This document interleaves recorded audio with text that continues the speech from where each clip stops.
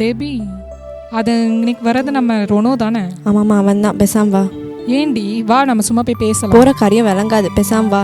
அப்பெல்லாம் சொல்லாத, சும்மா வா பேசுவோம். நான் சொன்னால் கேட்க மாட்டுற, என்னமோ பண்ணு. ஹாய், நீ ரொனோ தானே? ஆமாம், நீங்கள்? நான் பிரியங்கா, உன் கூட காலேஜில் படித்தேன்ல. பிரியங்கா, ஞாபகம் இருக்கு. எப்படி இருக்கீங்க?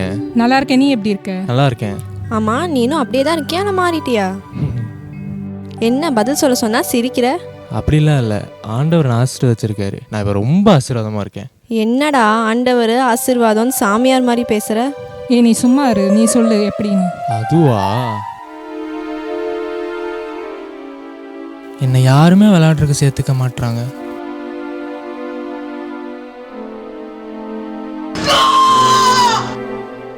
இப்போ 10th வந்து எல்லாம் என்னை வெறுத்து ஒதுக்குறாங்க.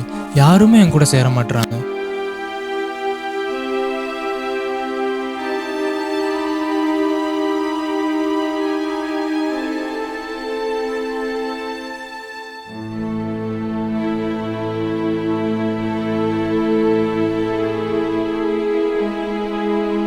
டேய், எங்கடா போறீங்க?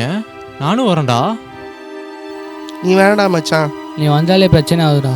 நீ வர்றதுக்கு நாங்கள் போகாமலே இருக்கலாம்டா.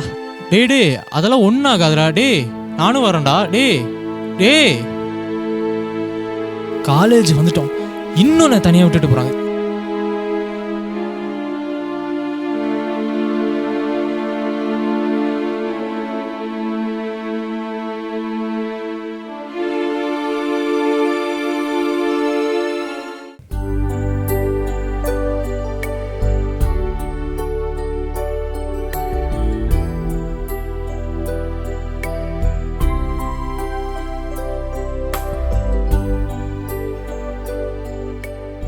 என்னடா ரொனால்டு, ஏன் இவ்வளோ சோகமாக இருக்க?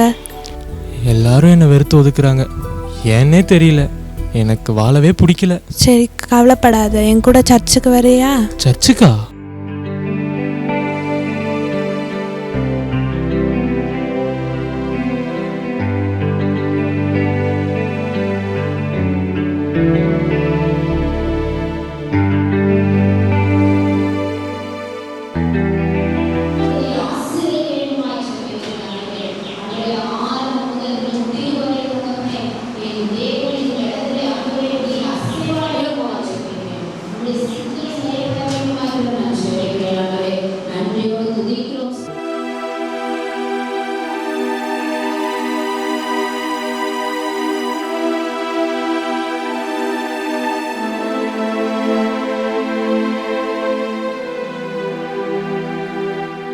ஆண்டவர் உங்க வாழ்க்கையில எதையோ செய்ய நினைக்கிறார் என்பதை புரிந்து கொள்ளுங்கள். ஆண்டவர் உங்களை உயர்த்த நினைக்கிறார். ஓ, நீ சர்ச்சுக்கு போனியாடா? அண்ணாதான் இப்படிலாம் பேசுனியா? ஆமாம், நான் சர்ச்சுக்கு போனேன். அன்னைக்கு பாஸ்டர் கொடுத்த மெசேஜ் எனக்கு ரொம்ப ஆசீர்வாதமாக இருந்துச்சு. சின்ன வயசுலேருந்து யாரெல்லாம் என்னை வெறுத்து ஒதுக்குனாங்களோ அவங்க எல்லாருமே இப்போ என் கூட இருக்காங்க. எனக்குன்னு சொந்த வீடு, நல்ல வேலை, ஆண்டவரை நான் ஆசீர்வதிச்சு என் எல்லையை பெரிதாக்கியிருக்காரு. ஆண்டவர் உன்னை இவ்வளோ ஆசீர்வதிச்சு வச்சிருக்கான்னு தெரியாமல் பேசிட்டேன். நம்ம ரொனோடைய வாழ்க்கையை பார்த்தோம். சிறு வயதிலிருந்து பல கஷ்டங்கள், பல ஏமாற்றங்கள், கைவிடப்பட்ட சூழ்நிலையில் இருந்த ரொனோ என்னைக்கு சபைக்கு வந்தானோ அன்னையிலிருந்து அவன் வாழ்க்கை முழுசாக மாறிடுச்சு.